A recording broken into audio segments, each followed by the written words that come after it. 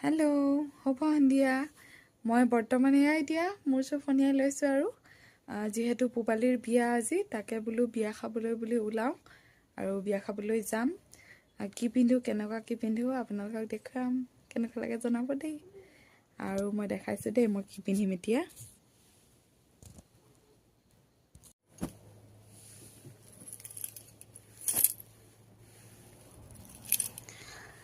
ইয়াকে পিন্ধো বুলি ভাবিছোঁ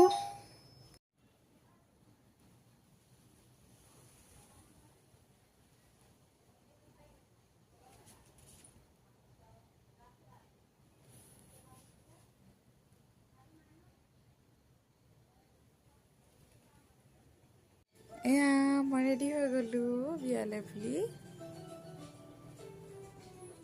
বেক কেমেৰা কৰি গোটেইজনী দেখাইছোঁ